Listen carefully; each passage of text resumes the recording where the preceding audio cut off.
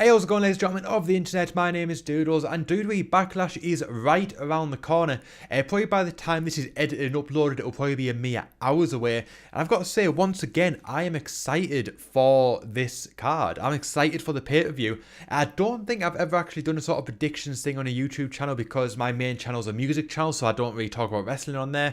But I started this channel with one of the main things in mind so I could start doing predictions and reviews.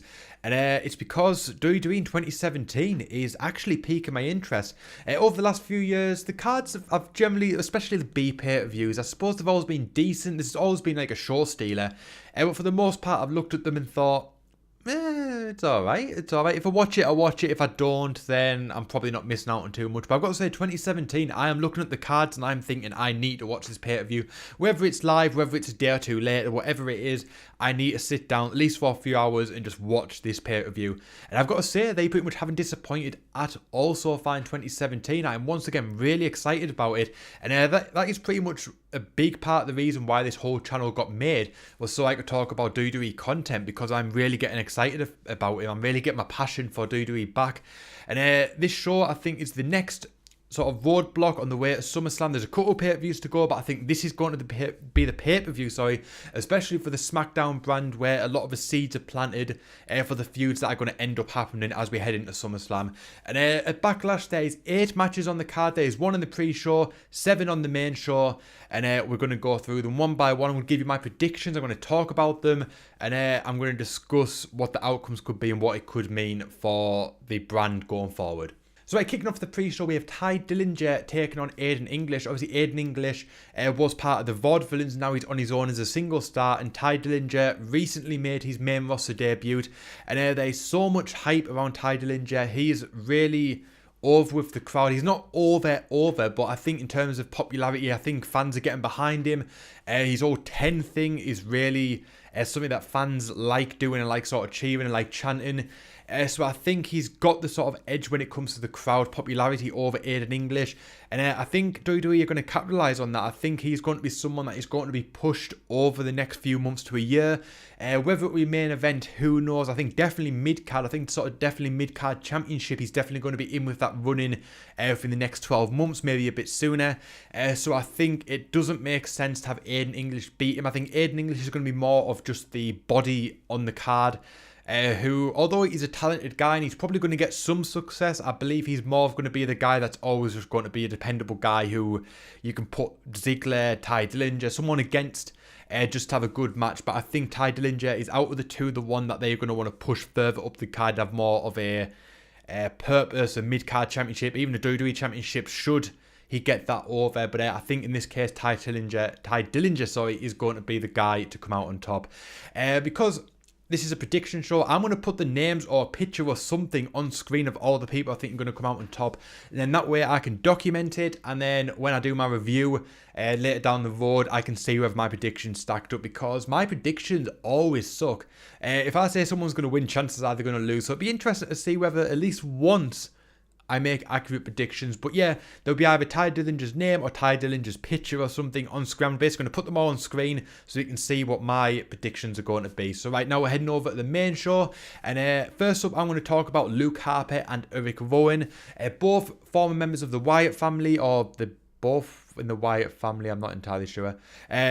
I haven't really watched SmackDown as much recently, but basically Luke Harper, Eric Rowan, members of the Wyatt family, or were members of the Wyatt family or something, are going up against each other one-on-one. And I think this one is probably the most difficult one to predict, because I don't think it really matters who wins. Not to discredit or take anything away from either guy. Luke Harper, so talented. He deserves a hell of a lot more than he's currently got. He deserves to be up there amongst the top tier talent, or at least a solid mid-card championship guy that is basically a staple of the brand. Eric Rowan, another guy, huge potential, huge talent. I think he isn't getting the better end of the stick like Harper is. I think Harper is definitely the one that WWE are favouring a lot more, but I think both have unlimited potential, especially to become a monster sort of guy on the SmackDown brand. I think either of them could win, either of them will benefit from it, neither of them will be harmed by the loss. But I think for this instance, I am going to go for... Luke Harper. Luke Harper's going to be my prediction. So Luke Harper will pop up on the screen somewhere around there. So right, next up we have Baron Corbin versus Sami Zayn. And this is another tough one because I want to say Sami Zayn. However, despite how talented he is, despite how over he is, and despite the fact that he should probably be like US champion, he should be definitely in that sort of running. He also seems to be the guy that does the favours, and I don't know why. I don't think he complains about it. Obviously, he's making good money on a massive stage. He's hugely talented, and the fans love him, and the roster loves him as well. But I think he's always seems to be the guy that used to kind of elevate the people that he's facing. He had the little feud with Braun Strowman, sorry. He had the whole little feud with them. Braun destroyed him. There was a few sort of things that were going on, but obviously Braun came out on top, elevated Braun Strowman even further up towards the main event. And I know WWE have plans with Baron Corbin, and obviously he was in the Elimination Chamber for the championship, and I know that when he gets a bit more over with the crowd, he gets a bit more experience. I think they're going to want to sort of make him the SmackDown version of Braun Strowman, not the big massive monster guy, but the big guy who can work in the main event scene like Braun Strowman does on Raw. I think Baron Corbin is going to be the SmackDown equivalent. So I think for this instance, I think Baron Corbin is going to go over against Sami Zayn, and that's going to be used to sort of push Baron Corbin even further up the roster.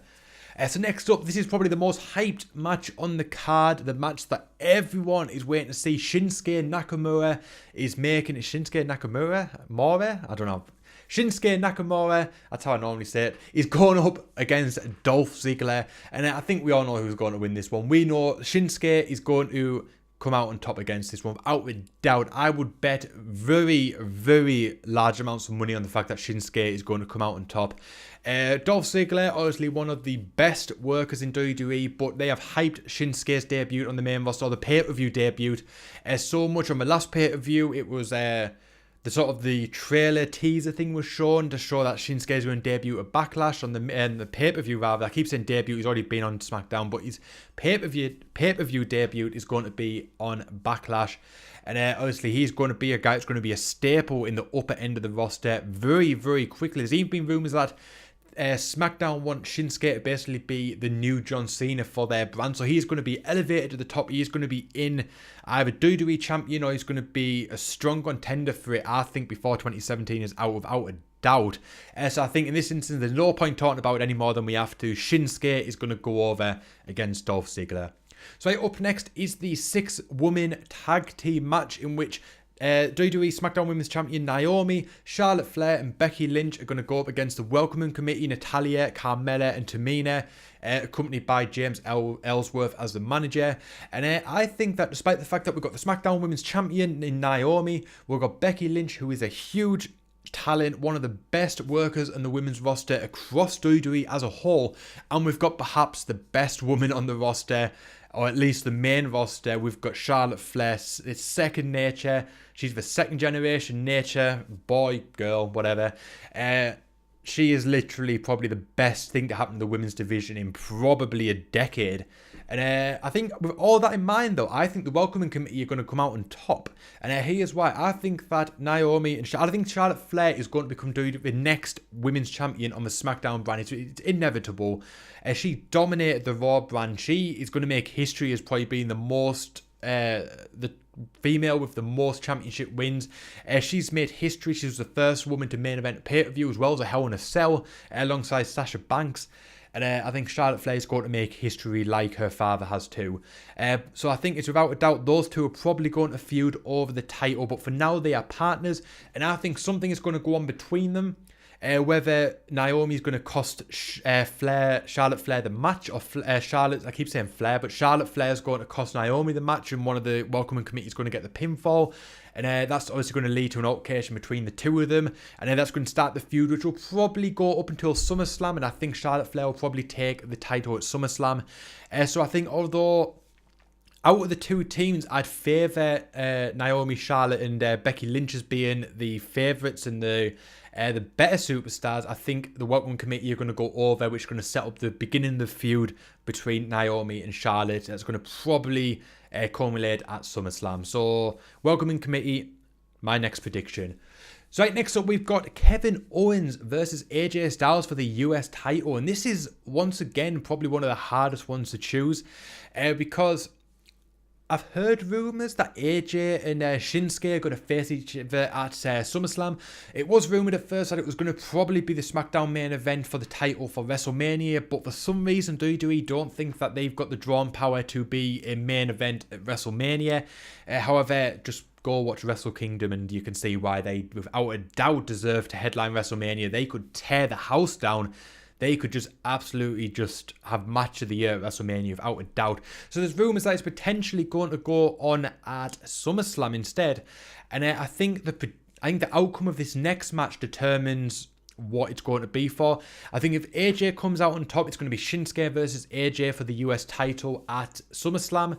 Although I believe that if Kevin Owens comes out on top, it could be Kevin Owens versus Shinsuke at the next SmackDown pay-per-view, leading to AJ versus Shinsuke at SummerSlam. If Kevin Owens wins and the next pay-per-view he retains the title or Shinsuke takes on the WWE SmackDown champion at the next pay-per-view, then I think it will be AJ versus Nakamura at SummerSlam for the title. But I think in this instance, I think that Kevin Owens is going to go over. They've got the Face of America gimmick going, and I think with the US title, that definitely holds the credibility to it, and it helps build that gimmick up. So I think in this instance, I think Kevin Owens is going to go over.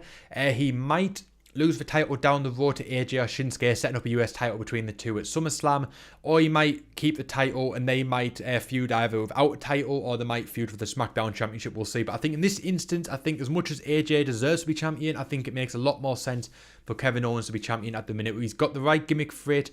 The US title is part of that gimmick, and Kevin Owens should be in the WWF title picture, WWE title picture, I don't know why I said WWF, but he should be in the WWE title picture, but if he's not, he definitely deserves the US title. And I think in this instance, Kevin Owens is going to stay the US Championship, and AJ and Shinsuke are going to end up feuding for something down the road. I just don't know what yet, but that is my prediction anyway for them.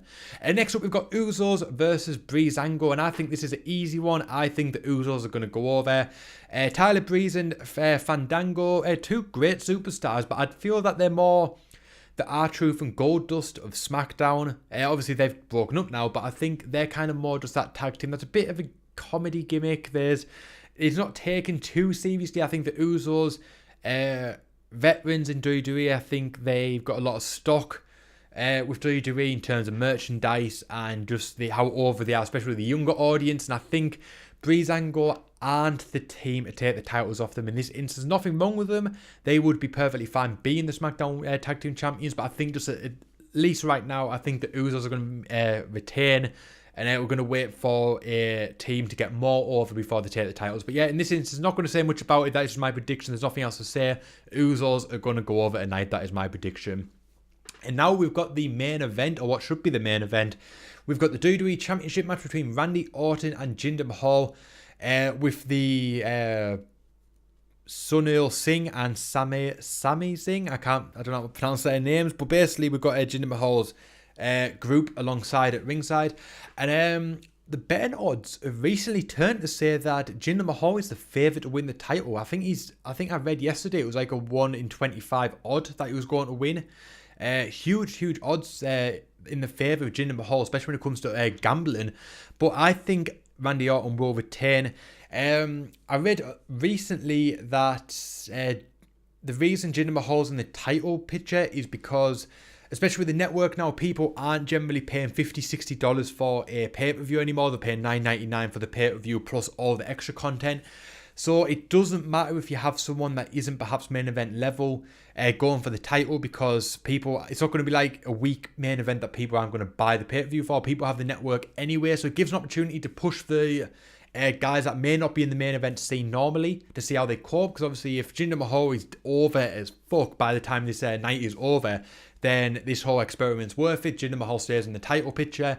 If they have a bad match, if it just doesn't go to plan, and Jinder Mahal is clearly not ready to be in the main event picture, there's been nothing lost, they haven't lost any pay-per-view buys, Jinder Mahal goes back down the ladder, and the next person steps up against Randy Orton. That is pretty much, I think, what I read this whole theory of why they're starting to push lower end people into the main event picture. Just basically experiment, because you're not going to build new stars if you don't give new stars opportunity to shine.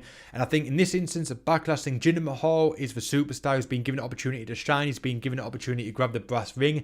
I think his work on SmackDown has been absolutely fantastic. I think he's really pushing to get himself over. I think he's really connecting with the fans. I think he's becoming a great character, and I think he probably will be a mainstay in the upper mid-card or main event scene for the foreseeable future, providing this match goes well. But I think in this instance, I think Randy Orton is going to keep the title. And like I said, there's potential for AJ or Nakamura to take the title off him the next pay-per-view maybe. But I think in this instance, I think Randy Orton's going to retain, but I think it's going to be by DQ. I think Jinder's guys at ringside are going to get involved and maybe get Jinder disqualified, or Randy Orton's going to get himself disqualified by accident by maybe using a weapon against Jinder by accident when he's meant to hit one of the other people, or maybe by brawling with the people on the ringside that is going to get disqualified. But I think Randy Orton's going to retain, but I think it's going to be disqualification that's going to cause it. So I think Jinder will probably win. Potentially, Randy will retain, though. That is my prediction. I don't know how it's going to go down, but I predict Randy will win overall. I think he'll retain the title, but with my prediction, disqualification. So at least they should be all the names or all the pictures of everyone who I think is going to win in that corner. I'm going to make a note of it on my PC who I think my winners are going to be. Then when I do the review and I talk about all the matches and what I think of them, I'll tell you if my prediction was accurate, and we can basically tally how much I was right, how much I was wrong, and we can see how good my prediction skills are. But sorry if this has been a little bit of a clusterfuck. I've sort of been stumbling my words a little bit, trying to do this in as good as one take as possible. Backlash is right around the corner. I can't wait for it. I hope you guys are excited for it too. I can't wait to sit down and watch it. I hope it doesn't disappoint. I don't think it's going to disappoint. And I can't wait to sit down and do a review for it in the next few days for you guys. So hopefully you guys enjoyed this video. And if you did, make sure you hit that like button. If you're new to the channel, hit that subscribe button. My name is Doodles. Thank you so much for watching. And I'll see you guys next time.